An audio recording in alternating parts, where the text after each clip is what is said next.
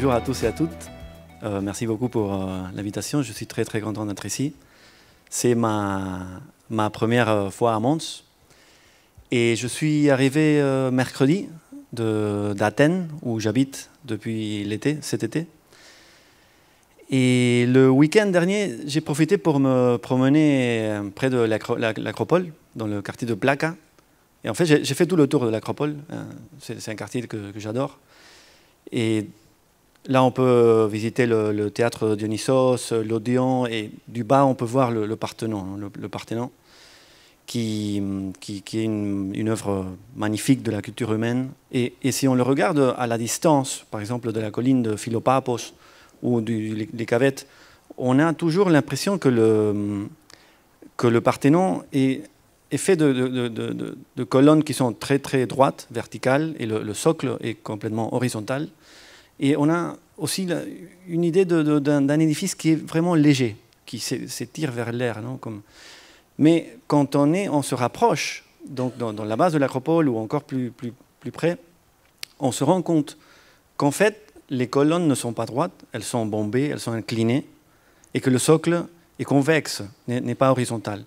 Ce sont tous des effets d'illusion optique qui ont été mis en place par les grands architectes de l'époque, comme Phidias, Kallikrates ou Iktinos, qui ont utilisé ces techniques, ces technologies de la perspective pour tromper l'œil et mieux réussir cette création immortelle, qui a survécu à des incendies, à des ravages, à même une explosion de dynamite en 1687.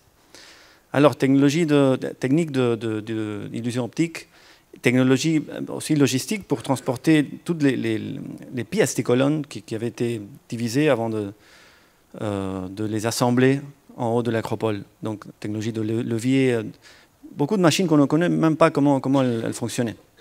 Alors, je pense que c'est le génie de Phidias et de ses collaborateurs a consisté à vraiment intégrer les technologies de l'époque, qu'on dirait des technologies très simples, mais c'est l'intégration géniale de ces technologies dans un chef-d'œuvre de la culture qui a fait que ce chef-d'œuvre ait encore une vie et soit encore parmi nous. Et 25 siècles après, les technologies ont complètement changé. Nous vivons dans un monde numérique, on l'a vu, mais les enjeux... Mais le grand enjeu, je dirais, pour les artistes et pour les entrepreneurs culturels est en quelque sorte le même. C'est comment intégrer les technologies actuelles dans les créations culturelles. Et ces technologies sont les technologies numériques, et je dirais surtout aujourd'hui, c'est l'intelligence artificielle, en particulier l'apprentissage profond. Alors, voilà le thème de ma présentation d'aujourd'hui, c'est l'IA, l'intelligence artificielle dans les arts et les industries culturelles et créatives. J'ai eu le privilège de co-écrire un guide avec le professeur Thierry Dutoit sur ce sujet. Le guide peut se télécharger en PDF. Il a été publié par l'Organisation internationale de la francophonie et Wallonie-Bruxelles International. Donc le plan que je vous propose pour ces 40-50 minutes est d'abord, c'est de diviser en trois la présentation. D'abord, nous concentrer sur ce lien tellement important entre l'IA et la culture. Pourquoi l'IA est importante pour la culture et pourquoi la culture est importante pour l'IA. Ensuite, on verra des exemples très concrets d'application de l'IA dans la chaîne culturelle. Et en troisième lieu, j'aimerais surtout me consacrer à voir quelles sont les opportunités et les enjeux de l'application de l'IA dans la création, pour finalement, entre tous, essayer de penser des idées pour le futur. Donc, l'IA et la culture. L'IA fait les grands titres d'actualité. On le sait bien dans tous les forums, que ce soit le forum économique de Davos, à l'UNESCO, partout on parle de l'IA maintenant. Et on discute comment l'IA va révolutionner la médecine, ou l'éducation, ou les transports. On connaît les véhicules autonomes sont déjà là. Quoi d'autre? Les finances. Peut-être vous connaissez le cas de BlackRock. C'est un fonds d'investissement gigantesque qui utilise l'IA avec son système Aladdin pour mieux prédire des mouvements dans les marchés et mieux investir. Après, dans la défense, on connaît les drones qui fonctionnent aussi avec l'aide de l'IA.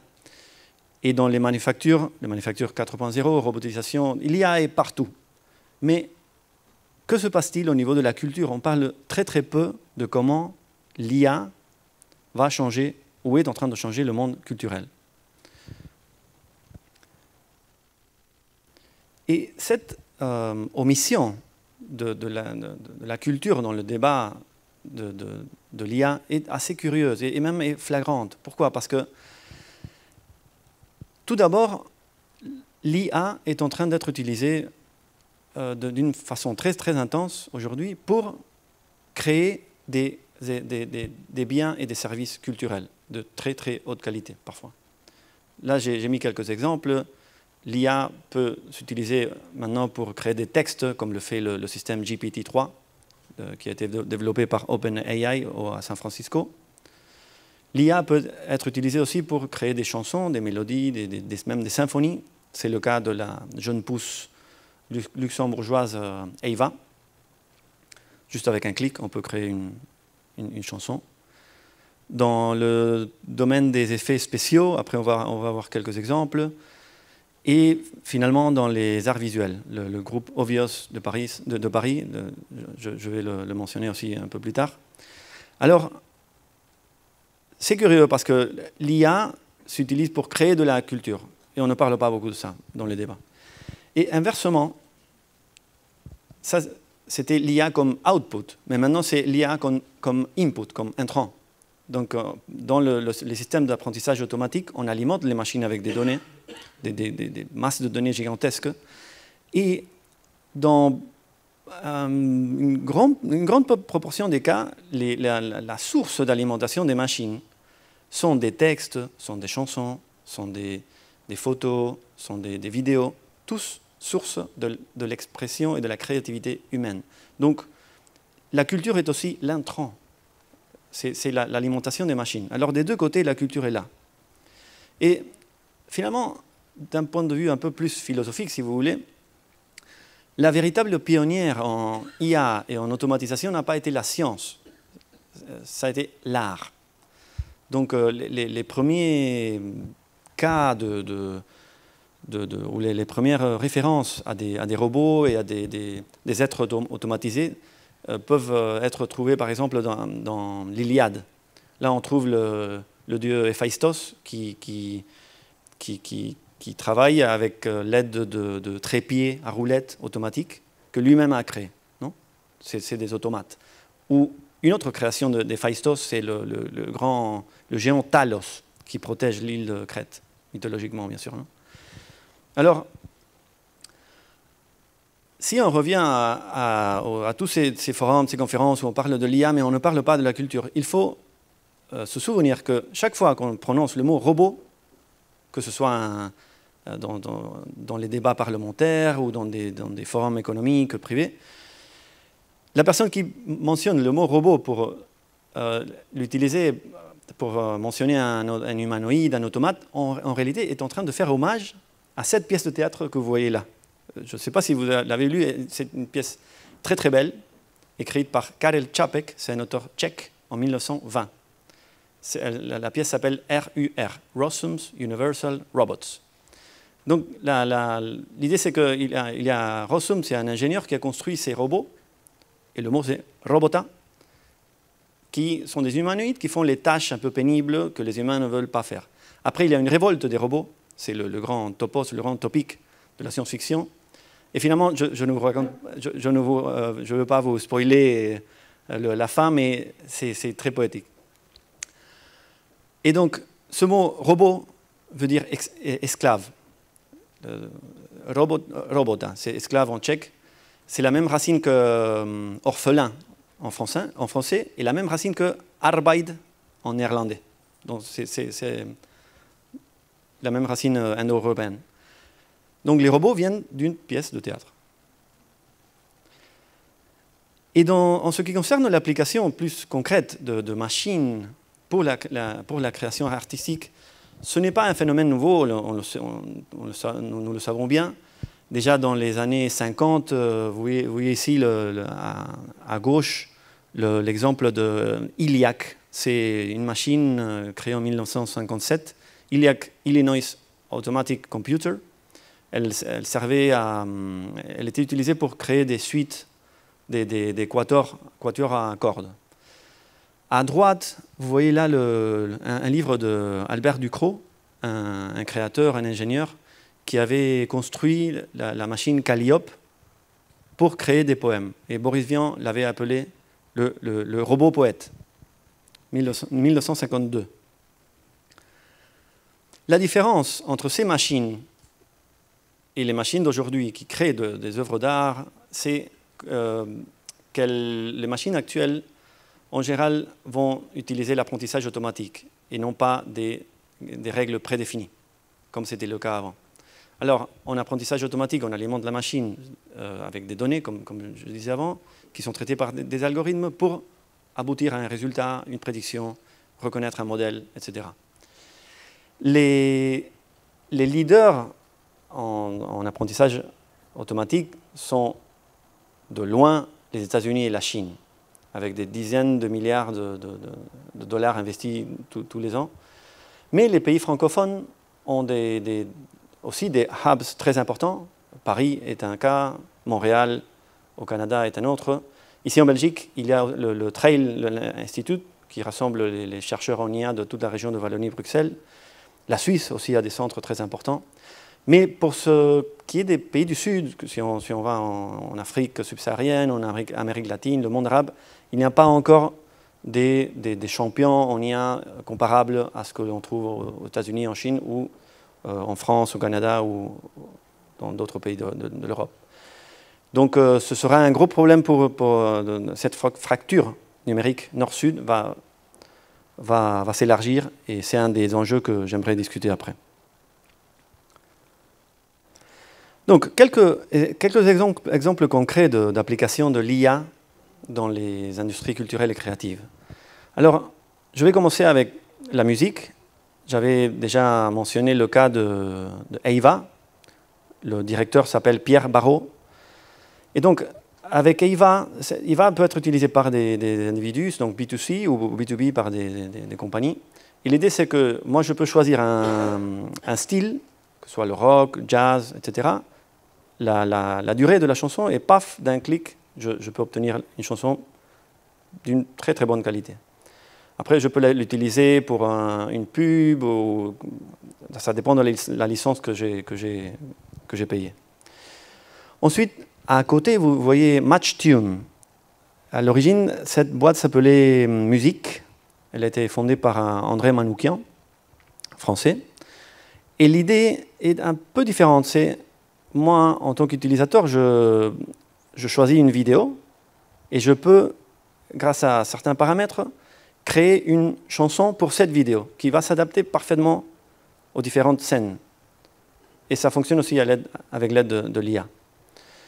La différence entre les deux systèmes, EIVA et MatchTune, c'est très intéressant parce que EIVA a utilisé toutes sortes de chansons pour alimenter la machine, que ce soit du domaine public ou domaine privé. Tandis que MatchTune a embauché des artistes, des musiciens pour créer des tracks qui vont après alimenter la machine. Donc ils n'ont pas de problème de droit d'auteur. C'est un grand débat maintenant.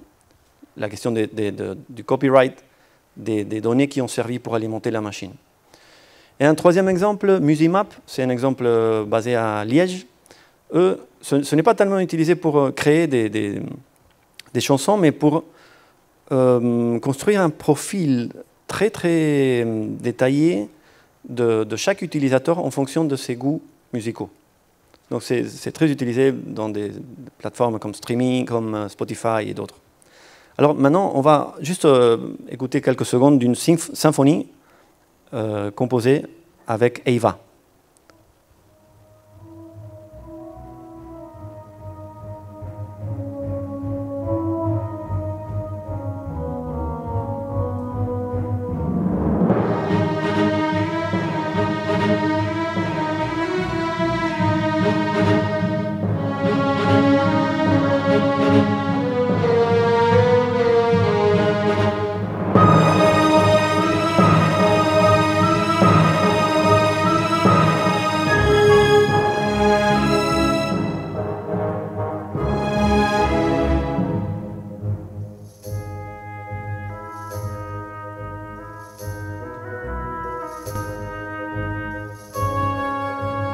Donc vous voyez, c'est pas mal du tout.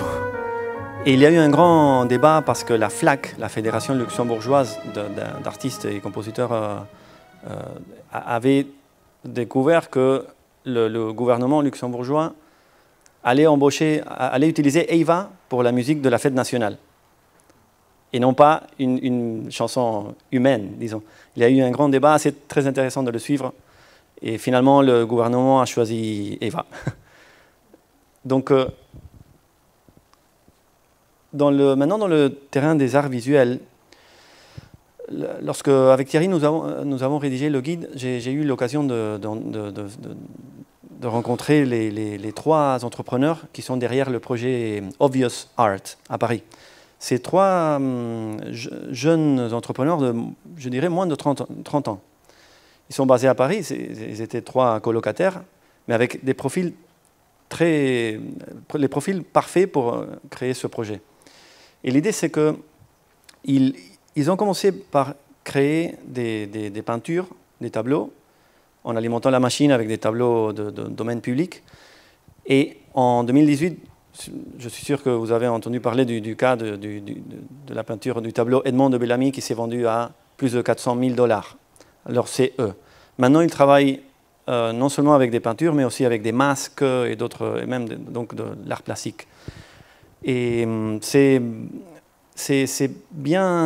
passionnant de parler avec eux parce qu'on voit que pour eux, la machine, ils entretiennent une certaine ambiguïté avec la machine. Parce que parfois, ils traitent la machine comme si c'était un autre, mais d'autres fois, ils disent non, la machine, c'est juste un outil qui nous augmente, augmente notre pouvoir.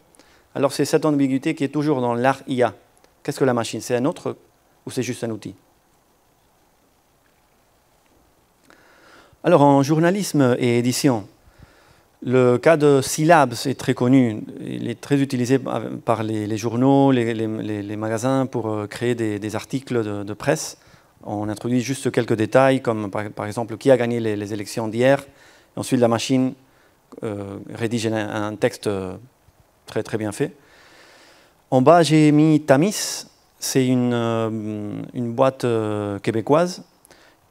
Et leur idée, c'est de travailler sur ce système qui permet d'extraire des métadonnées de façon automatique à partir du texte complet d'un livre. Donc moi, je téléverse le texte, le Word du livre sur le système, et après, à partir de ces données non structurées, le système me donne les métadonnées qu'après je peux utiliser pour le diffuser sur Amazon, par exemple.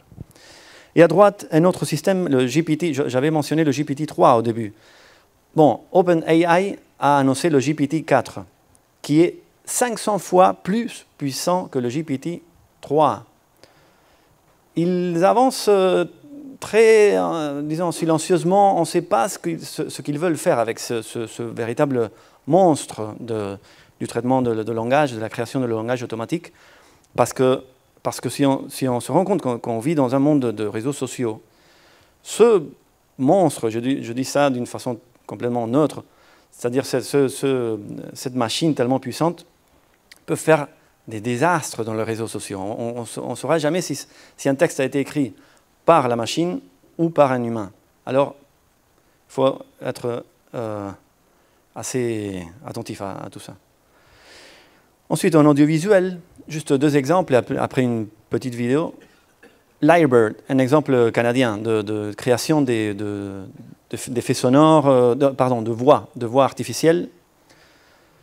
Et Lago AI, c'est une compagnie suisse qui nous permet, par exemple, si moi je suis un producteur de films, je peux téléverser le scénario, le script, et après, la machine va me dire bon, essaye de changer ce personnage, introduis un personnage ici plutôt que celui-là, donc des conseils très utiles. Et tout de façon automatique. Maintenant, on va voir une vidéo, quelques secondes aussi, de l'outil Adobe Sensei, développé par Adobe, pour travailler sur les effets visuels. Et c'est vraiment impressionnant. Essayez de regarder, de vous concentrer surtout sur l'image de la voiture qui disparaît de la scène. Vous verrez, à un moment donné, il y a une voiture, paf, juste avec un clic, elle disparaît.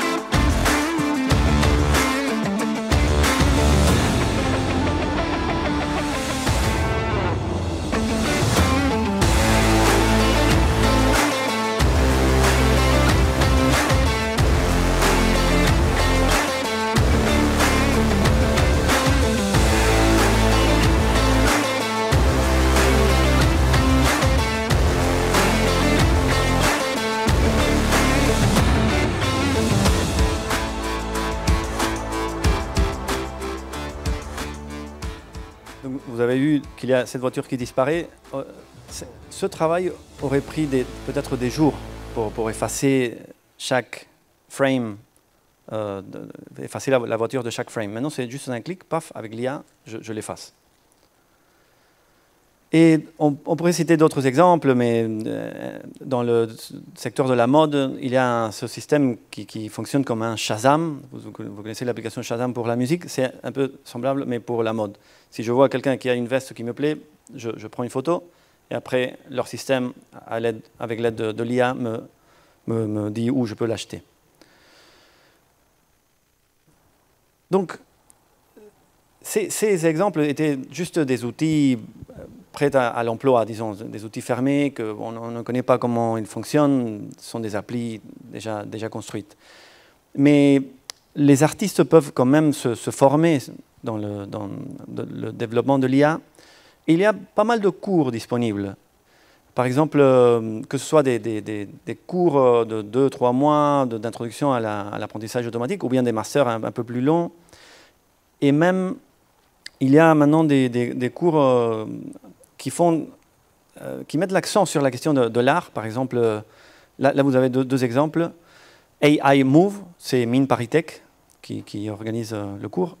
Et sinon, Hands on AI, c'est un cours plus large, mais qui inclut, à l'Université de Mons, inclut un chapitre consacré à la question des médias et des industries culturelles. À part les cours formels, il y a toutes sortes de hackathons, de meetups, de rencontres. Mais bon, la pandémie a un peu changé tout ça et il faut suivre la question du réseautage sur les réseaux sociaux. Donc,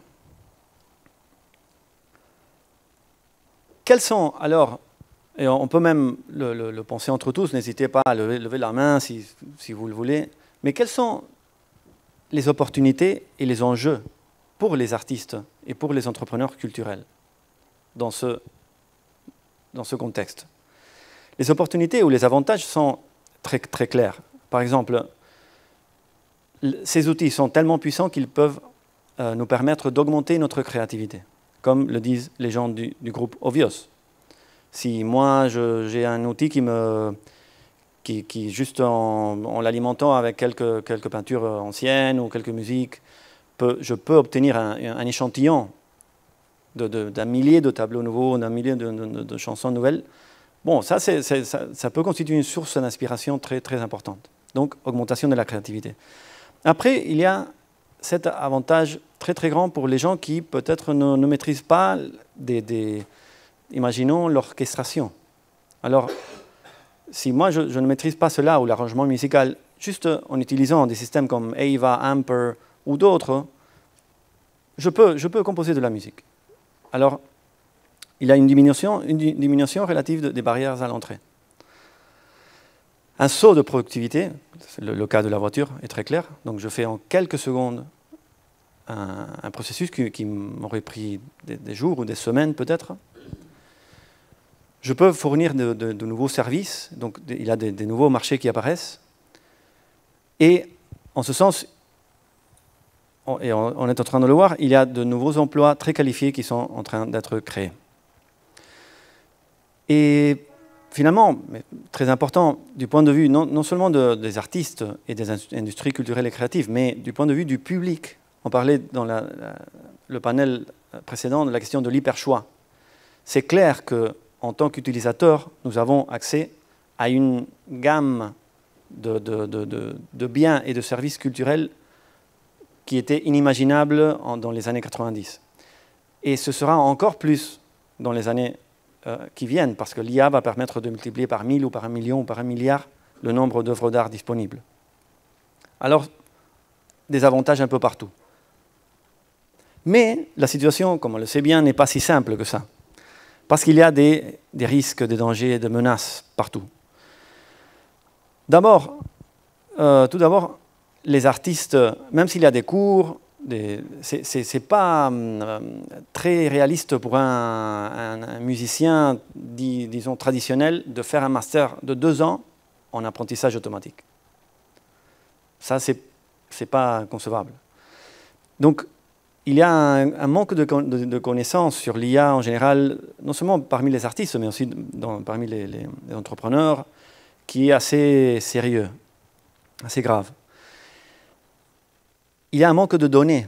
Donc pour alimenter les machines, j'ai besoin de beaucoup de données, mais ces données-là, en général, sont contrôlées, disons, par des compagnies qui sont très très grandes et dont leur business model dépend de ces données. Donc ils ne vont pas nécessairement les partager avec le reste de l'écosystème culturel.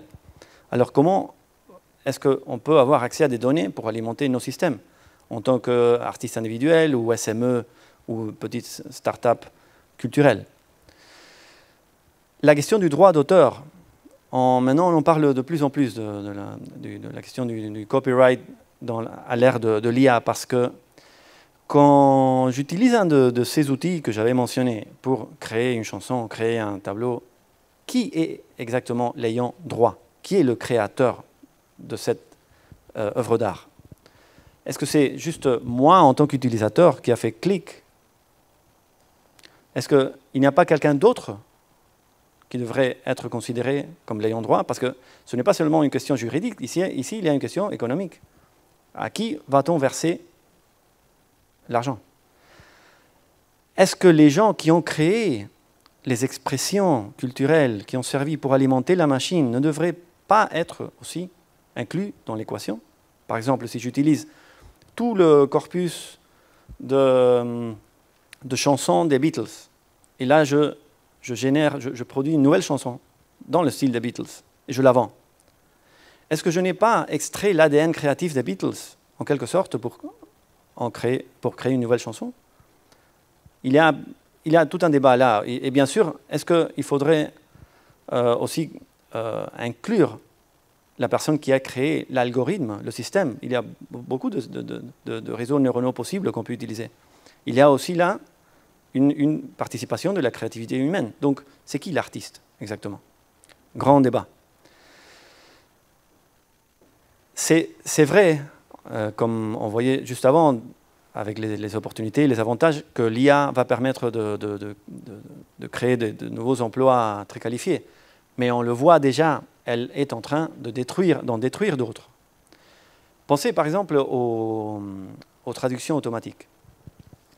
Les systèmes comme Google Translate ou DeepL fonctionnent très très bien maintenant, si on les compare au moins à ce qu'on avait 10 ans auparavant.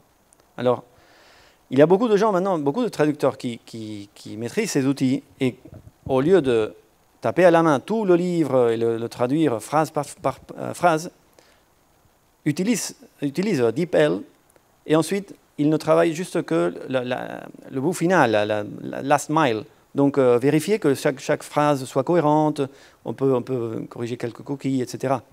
Mais ce n'est pas que la machine va déplacer les humains, c'est plutôt que les humains qui contrôlent, qui maîtrisent la machine et ses outils vont déplacer ceux qui ne les utilisent pas.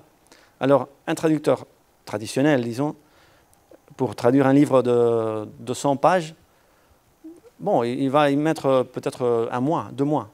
Un traducteur qui fait recours à DeepL, peut-être c'est juste quelques jours, 1 semaine. C'est juste réviser la traduction finale. Et ça peut secouer complètement des marchés entiers, des marchés créatifs entiers. Ensuite, c'est clair, la concentration économique. On parle d'une offre gigantesque d'expression culturelle, mais que se passe-t-il du point de vue des acteurs? Ces acteurs-là qui contrôlent les données ou qui ont accès aux meilleurs talents et aux meilleurs ordinateurs, donc puissance de calcul, c'est un groupe assez restreint d'acteurs, des grandes plateformes. Donc, concentration économique inédite dans le marché culturel. Après, vous avez, je suis sûr, entendu parler de cette question de les bulles de filtre. C'est ce concept introduit par Eli Pariser il y a une dizaine d'années. Et l'idée, c'est que les réseaux sociaux nous enferment dans des bulles de filtre, filter bubble. Comme si on était enfermé, oui, dans un cercle d'autres gens, avec qui on partage des goûts, des préférences, etc. Cette bulle qui jusqu'à présent, contenait plusieurs millions de personnes, elle peut se réduire jusqu'à contenir juste une, des bulles parfaites de solipsistes d'un seul individu. Pourquoi? Parce que si je suis une plateforme, une grande plateforme de musique, et j'ai accès à toutes les données des utilisateurs, donc je peux faire construire le profil très détaillé des goûts musicaux de chaque utilisateur. Après, en amont, je peux créer des chansons de façon automatique. Et on voit quelques mouvements dans l'industrie qui indiquent que les grandes plateformes s'intéressent de plus en plus à la création de musique automatique. Alors ce serait une bulle parfaite. Spotify ou une autre plateforme pourrait créer une chanson juste pour moi. Moi, peut-être je ne le saurais pas, mais je vais l'écouter, je vais être content et voilà. Cette question de la fracture numérique que je mentionnais avant, nord-sud, elle peut devenir quelque chose de plus sérieux. C'est une fracture créative. C'est une chose complètement inouïe avant. La créativité était un talent partagé démocratiquement avant. Mais maintenant, avec ces machines, si la machine augmente le pouvoir créatif de l'être humain, il y aura une fracture créative. Il y aura des pays qui auront accès à une puissance créative plus grande que d'autres pays. Et on commence à le voir aussi avec certains phénomènes, par exemple dans la création de masques, de l'utilisation d'expressions culturelles traditionnelles africaines, latino-américaines, pour alimenter la machine et créer de nouvelles pièces, œuvres d'art qui seront vendues. Donc il y a là comme si on était en train de puiser la richesse créative de certains pays pour la vendre dans d'autres. Il y a des phénomènes nouveaux qui sont assez inquiétants. Et last but not least, comme on dit en anglais, les biais. Cette question comme on le dit très souvent, il faut essayer, lorsqu'on construit des solutions d'apprentissage automatique, d'éviter les biais ou de les réduire, les mitiger. Les biais, du point de vue culturel, sont les stéréotypes culturels parfois. Donc, et ils peuvent se trouver non seulement dans la façon dans laquelle l'algorithme a été construit, mais dans la sélection des données qui ont servi pour alimenter la machine. Alors, il y a toujours un biais. La personne qui travaille ou qui développe des systèmes d'IA, il peut être biaisé. Et en fait, ces grandes compagnies le sont parce que si on pense à des biais de genre, elles sont très, très biaisées. Ces compagnies, si on pense à Twitter ou à... surtout, j'avais lu Twitter, Uber, mais bon, c'est différent. Mais le pourcentage d'ingénieurs femmes est inférieur à 15%, je crois, parfois. Alors, c'est 85% d'hommes jeunes blancs. Ça, c'est hyper biaisé. Alors, qu'est-ce qu'on peut attendre des solutions IA construites par ces compagnies? Et même, non seulement dans le choix des algorithmes ou des données, mais aussi dans la façon de concevoir la solution même. Si on prend, si vous voyez le nom de presque toutes les solutions d'assistants conversationnels, d'assistants personnels virtuels, sont tous des femmes. Siri, Cortana. Et donc, c'est comme si le rôle d'assistant était toujours une secrétaire femme.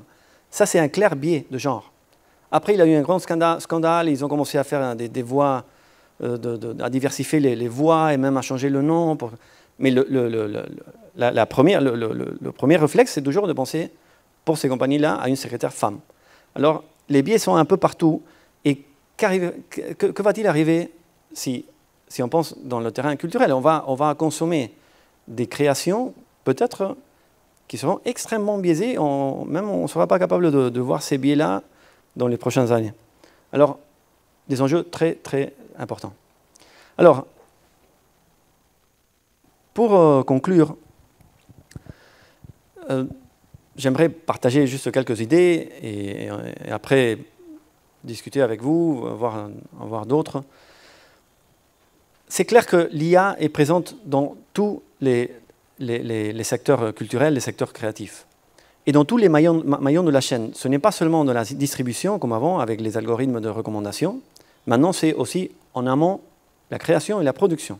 Donc toute la chaîne. Les opportunités sont très importantes, les enjeux aussi. Et à mon avis, la clé, c'est de stimuler le plus possible la formation des artistes et des entrepreneurs culturels et ensuite le réseautage avec le monde IA.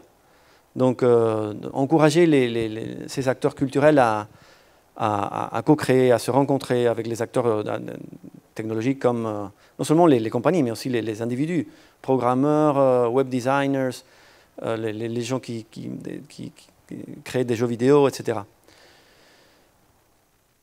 Pour assurer qu'il y ait une diversité d'acteurs, sinon on aura juste une concentration gigantesque dans les mains d'une dizaine ou une vingtaine de compagnies américaines et chinoises. Ce ne sont pas seulement les américaines, ce sont aussi les compagnies chinoises.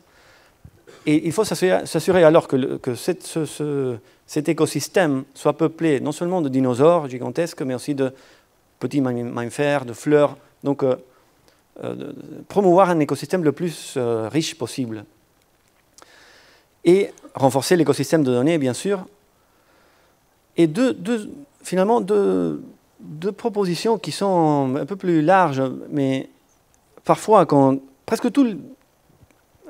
dans toutes les régions du monde, on commence à voir l'émergence des plans nationaux d'IA.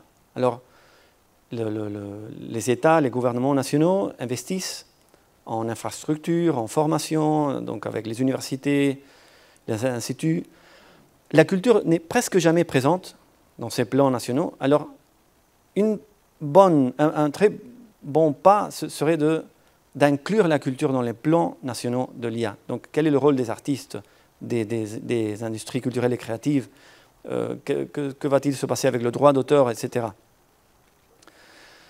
Et en termes de sensibilisation, je crois que c'est important d'insister sur ce fait que l'IA est très importante pour la culture, mais aussi inversement, la culture est très importante pour l'IA. Alors, je crois que c'est dans les deux sens qu'il faut travailler. Il ne suffit pas d'appliquer des outils dans la culture. Il faut que le secteur culturel soit plus actif, parce que peut-être le travail d'un artiste va déclencher une nouvelle découverte, une nouvelle invention scientifique, comme ça a été le cas d'ailleurs avec certains des ouvrages que j'ai mentionnés avant. Alors, je pense que dans les années à venir, la question de l'IA sera absolument centrale pour les secteurs culturels.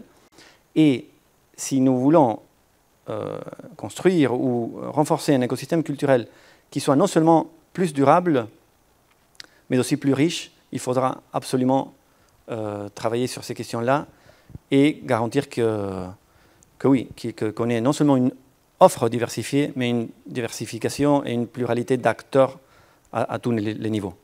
Voilà, et merci beaucoup.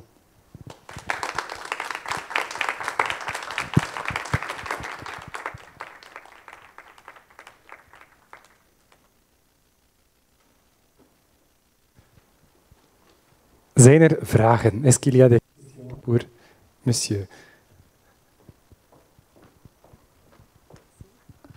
Merci beaucoup pour cette présentation très intéressante. Moi, je voulais revenir justement sur le sujet de préoccupation qui fait que la culture est absente dans les débats autour de l'IA. Et je me demandais justement, cette année, on fête le 20e anniversaire de la Déclaration universelle de l'UNESCO sur la diversité culturelle. C'était un texte qui a 20 ans et qui disait que, en gros, la diversité culturelle était très importante dans une optique de développement durable, de promotion de cette diversité culturelle. Et la culture, il ne faut pas la voir entre guillemets en silo, mais la culture est beaucoup plus transversale et ne se limite pas à la création artistique, à ce qu'on peut voir dans les théâtres, dans les cinémas, à l'opéra, mais c'est vraiment les us et coutumes, la manière dont on s'habille, la manière dont on interagit les uns avec les autres. Et donc, est-ce que justement le fait, pour repiquer sur la préoccupation du fait que la culture est absente du débat sur l'IA, est-ce que justement, c'est pas parce qu'on met la culture dans une catégorie à laquelle tout le monde va penser spontanément, c'est-à-dire cette culture en silo, si on considérait la culture dans une acception beaucoup plus large, qui fait, en fait, c'est ce qui nous différencie, ce qui fait de nous des êtres humains, est-ce que justement on ne viendrait pas avec justement remettre la culture dans ce débat sur l'IA, mais donc sortir finalement de cette vision très oui, les cultureux, la culture, enfin, la culture vraiment comme une discipline avec un grand C, mais plutôt la culture vraiment comme un enjeu transversal à l'humanité, en fait. Oui, tout à fait. Et en fait, c'est un des grands débats de la Convention de 2005, de la protection et la promotion de la diversité des expressions culturelles, qui est en quelque sorte l'héritière de la Déclaration de 2001. La Convention de 2005 a été adoptée en 2005 par 145 pays de membres de l'UNESCO. Et presque dans la plupart des débats sur l'IA et sur la technologie en général, il y a ce thème-là qui revient. Parce que c'est vrai que le secteur culturel a tendance à se refermer sur lui-même. Et moi j'ai travaillé je travaille encore au sein comme expert externe de l'UNESCO, justement dans ce domaine-là, pour essayer de convaincre, disons, le secteur culturel et surtout les ministères de la Culture de sortir de leur enfermement, et non seulement de sortir, mais de passer à l'offensive. C'est-à-dire, la culture et la technologie sont des cousines, disons. Ce n'est pas de domaine. Et le secteur, c'est pour ça que j'avais commencé avec cette idée du Parthénon et de la technologie qui est tellement liée, parce qu'on a tendance à croire que les créations du passé sont d'une pureté totale, angélique. Et non, il y a la technologie là tout le temps. Donc il faut s'approprier, se réapproprier de la technologie. Technologie, techné en grec, c'est art. C'est le savoir-faire de l'artisan. Donc le secteur culturel doit passer à l'offensive, à mon avis, et revenir à ce territoire oublié qui est la technologie, non pas comme quelqu'un qui est un étranger, mais comme quelqu'un qui a toujours eu le droit d'habiter là. C'est-à-dire, et je pense donc au ministère de la Culture, aux artistes, aux entreprises culturelles, et d'avoir un rôle beaucoup plus actif dans le débat des technologies et de l'IA. J'ai eu l'opportunité de participer, comme expliquait Stein au début, dans des discussions sur de la rédaction de la recommandation sur l'éthique de l'intelligence artificielle, qui sera, vous savez qu'il y a beaucoup de déclarations sur l'éthique de l'IA, et que ce soit du secteur privé ou du secteur public, mais aucune n'a vraiment une légitimité internationale. Parce que, à mon avis, beaucoup même de grandes plateformes essayent de promouvoir certaines déclarations un peu soft pour que finalement on ne discute rien de l'éthique. Et c'est le grand débat du siècle, peut-être, l'éthique de l'IA. Alors, l'UNESCO, en mai 2020, avait rassemblé 24 experts, et j'ai eu le privilège d'en faire partie, de 24 pays différents, de profils complètement différents. Moi, je viens des industries numériques, mais ma formation est en philo, et en philo ancienne. Il avait des gens experts en éthique, des gens, des avocats, donc des profils. Et on a tout fait à la distance, parce qu'il y avait le Covid. Des discussions absolument passionnantes. Qu'est-ce que pensait le chinois, qu'est-ce que pensait le japonais, pourquoi on met ce mot-là? Non, nos propres biais, parce que nous, on est biaisés. Pour le japonais, par exemple, en général, les machines ont une vie, il y a toute une tradition religieuse, le shintoïsme, les machines ont une vie. Ce n'est pas comme pour nous, c'est des outils. Alors, il fallait prendre en considération tout cela. Et il y a eu beaucoup de débats, mais finalement, la recommandation qui va être votée en quelques semaines, juste en novembre, par les presque 200 pays de l'UNESCO, elle inclut une section spécifique sur la culture. Parce que, c'est vrai, on pourrait ne pas l'inclure parce qu'elle est transversale, mais si on ne l'inclut pas, elle se dissout. Alors il fallait l'inclure et essayer de passer à l'offensive aussi dans les autres domaines. Par exemple, la notion et c'est hyper culturel, la notion d'IA. Toutes les phrases, si on prend toutes les déclarations sur l'IA, les éthiques privées ou publiques, en général, ces déclarations commencent par dire l'IA doit faire blablabla, l'IA doit être cette autre chose. Et l'IA ne peut même pas être le sujet de la phrase. Le sujet de la phrase sont les personnes. Si on veut construire une IA centrée sur l'humain, comme on dit toujours, il faut renverser l'ordre, inverser l'ordre de la phrase. L'IA, et ce n'est pas l'IA comme un monolithe, une chose comme ça, monolithique. L'IA, ce sont des systèmes d'IA. Et l'IA a un cycle de vie. Donc, où il y a là quelqu'un qui a conçu, quelqu'un qui l'a développé, quelqu'un qui l'a vendu, quelqu'un qui a eu un utilisateur final. Donc, tout un cycle, une chaîne de valeur. Alors, ça a été aussi un débat super intéressant. Et finalement, la recommandation parle de système d'IA et se centre sur les humains qui développent, conçoivent, utilisent ou vendent ces systèmes. Alors c'est ça vraiment aussi, je pense, de passer à l'offensive depuis la culture vers les autres secteurs. Quand vous regardez la recommandation, c'est quand même quelque chose qui est resté beaucoup trop générique, puisqu'en gros, la recommandation ne dit pas où il faut un contrôle, c'est quand même quelque chose d'un peu compliqué, et deux, la recommandation surtout ne définit pas comment on peut contrôler. Et je veux dire, nous avons comparé le texte de l'Union européenne qui travaille à peu près sur le même domaine, qui a un peu plus de contraintes, mais on a l'impression que effectivement l'incompréhension sur ce que c'est est réelle. Vous voyez ce que je veux dire? Il y a beaucoup d'experts, mais quand vous dites on va contrôler un système d'IA et vous dites on va mettre de l'intelligence humaine là-dedans pour le contrôler, les gens vous regardent comme si vous veniez d'une autre tribu. L'intelligence humaine, donc tout ce que nous pouvons construire sur la théorie et non pas sur la déduction, a l'air d'être un peu absente dans ces préoccupations. J'ai participé aux travaux. Oui, c'est vrai que comme tous les documents internationaux, il y a tellement de mains que finalement, on a l'impression qu'on perd du concret. Ça, c'est inévitable parce qu'il y a eu plusieurs versions. Donc, et l'intervention de certains pays qui demandaient d'éliminer certains paragraphes, d'ajouter d'autres. Donc, peut-être il y a eu des milliers de mains dans cette recommandation finalement. Et en fait, on a reçu, je crois que c'était 40 000 commentaires pour analyser en 6 mois.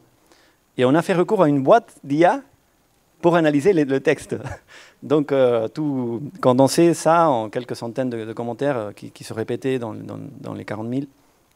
Alors, mais oui, c'est inévitable dans les textes, les grands textes. Mais après, il y a toujours la porte ouverte. Mais quand même, il y a des aspects qui sont très forts dans la recommandation, je trouve.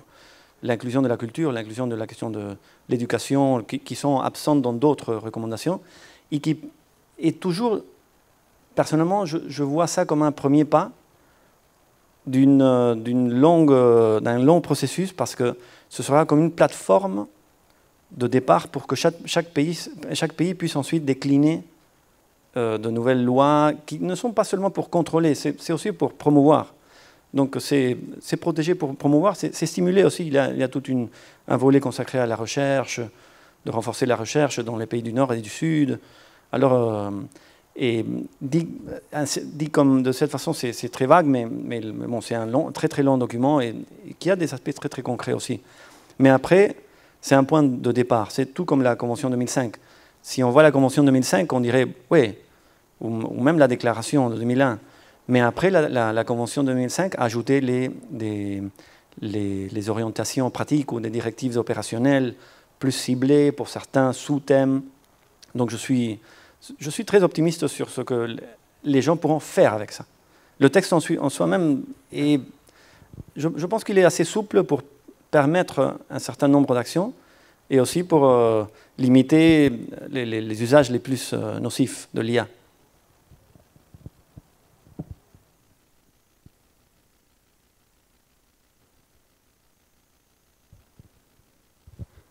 Je voulais revenir sur deux notions. La première, c'était celle de créativité, la deuxième sur celle du droit d'auteur. À chaque fois que j'assiste à une discussion qui mêle intelligence artificielle et créativité, j'entends cette réflexion qui est l'intelligence artificielle va remplacer ou augmenter ma créativité. Et j'ai l'impression qu'on a une mécompréhension sur ce que ça représente réellement la créativité. Étant artiste moi-même, à un moment, pour moi, la créativité, c'est l'endroit où je fais des choix, où je décide pertinemment ce qui, pour moi, est bon. Ce qu'une intelligence artificielle ne fera pas, puisque ça ne sera pas mes choix, ce sera justement l'IA qui aura fait des choix. Et j'ai plutôt l'impression que dans ce genre de débat et dans ce genre de discussion, on parlait à un moment justement d'expliquer aux artistes que c'était, ce que va faire l'IA, c'est automatiser des processus, là où justement je décide de ne pas exprimer ma créativité. Et on en arrive au droit d'auteur qui est...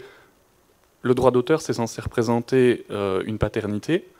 Et donc, à la fois, si j'ai décidé qu'à un moment je ne serais pas créatif, il n'y a pas de droit d'auteur, puisque quelque part j'ai décidé que j'irais au plus pratique et donc que je ne créerai pas à cet endroit-là. Et ensuite, normalement, le droit d'auteur, c'est censé justement protéger une création. Est-ce qu'on n'est pas en train d'inverser la question en disant on va protéger ce qu'une IA a créé, puisque finalement, il n'y a pas ça. Oui, merci. Et tout à fait, la question de la créativité est au cœur du débat. Et en général, il y a beaucoup de définitions de qu'est-ce la créativité, si c'est lié au choix. Mais finalement, si on définit la créativité en disant que c'est la capacité de faire des choix, il y aura des gens qui vont dire oui, mais les machines aussi peuvent faire des choix, parce que si on utilise les systèmes, les GAN, les réseaux neuronaux génératifs antagonistes, en français je mélange un peu l'ordre, mais c'est ce que les gens de Obios ont utilisé. Finalement, le deuxième réseau, ce qu'il fait, c'est des choix. Le premier réseau propose un échantillon d'images ou de chansons. Et le deuxième va discriminer, il va dire non, celui-là, ça passe, il passe, celui-là, il ne passe pas. Donc la machine fait des choix. Après, parfois, on ne comprend même pas comment ce choix a été fait, pourquoi, c'est le problème de l'apprentissage profond, que même la personne qui a conçu tout le système ne parvient pas à expliquer pourquoi la machine a abouti à ce résultat-là. Donc, à mon avis, un élément clé pour la question de la créativité et pour définir si un système peut être créatif ou si seulement les humains peuvent être créatifs, c'est la question de l'intention. Et par définition, les machines n'ont pas d'intention.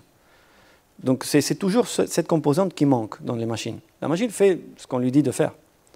Elle peut générer des millions d'œuvres, etc. Mais elle va jamais avoir, pas jamais, mais pour le moment, elle n'a pas l'intention, elle n'a pas la volonté. Et c'est là l'élément clé et qui a aussi un impact sur la question du droit d'auteur. C'est pour ça que on voit toujours, on le voit aussi dans plusieurs législations, comment il y a parfois des pays ou même des blocs de pays qui permettent ou que ce soit des machines qui déposent des œuvres dans le dépôt légal, etc. Mais finalement, ils vont en arrière. Ils disent non, les machines ne peuvent pas créer des œuvres. Il doit y avoir un être humain. Et c'est une autre grande discussion qu'il y a eu autour de EIVA, parce que EIVA disait que c'était la première intelligence artificielle inscrite dans le SACEM. Il y a eu un scandale parce qu'un des directeurs du SACEM a dit non, ce n'est pas EIVA qui était inscrite, c'est quelqu'un de EIVA, sous le pseudonyme EIVA, mais c'est une personne. C'est seulement les personnes qui peuvent participer de la SACEM. Alors, pareil pour le dépôt légal, on voit que certains pays, je crois que c'était l'Arabie Saoudite qui avait permis qu'un robot soit député. Après, on voit en Chine un tribunal à Shenzhen, je crois que l'année dernière aussi, avait dit que oui, cette machine était assez créative, donc on va lui accorder le droit d'avoir... Mais finalement, ils ont dit non. L'Union européenne, même en 2017, avait allé dans ce sens-là, de dire les machines peuvent. Après, non, les machines ne peuvent pas. Un gros débat et nous sommes dans le milieu de la tempête. Alors, c'est un thème à suivre.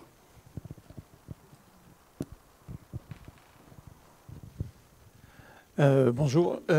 Est-ce que vous pensez que les recommandations de l'UNESCO, qui vont être votées, dont vous parliez en novembre, vont réussir à influencer les 20 entreprises dont vous parliez? par rapport, puisque c'est elles qui, enfin j'en connaissais pas autant que ça, mais bon, même si on se réfère juste aux américaines, qui ont aussi les infrastructures, les équipes pour déployer les systèmes, même si la recherche amène des choses nouvelles, ils peuvent très vite s'en emparer, la déployer à des échelles qui vont inonder la planète. Donc est-ce que vous pensez que les recommandations, parce que c'est vraiment eux aussi qui détiennent les clés, quoi. C'est eux qui ont les connaissances, les... Enfin, voilà. Oui. C'est vrai que ça dépend après de l'implémentation, de l'application concrète de la recommandation. Le texte en lui-même, comme la Déclaration des droits humains, n'a pas empêché des atrocités ou des... Mais quand même, c'est un pilier qui sert au pays pour créer de la législation et créer une sensibilisation sur certains thèmes qui, à mon avis, avant la recommandation, étaient tous un peu confondus, les thèmes. Les valeurs, les principes, donc les différents secteurs, etc. Maintenant, je pense que c'est tout beaucoup plus clair, même si les États-Unis ne font pas partie de l'UNESCO. C'est le grand problème. Mais quand même, les pays, c'est comme le RGPD, disons, en Europe.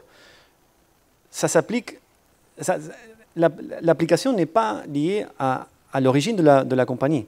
Elle est liée à la citoyenneté, ou même pas la citoyenneté, où est basée la personne dont les données sont traitées.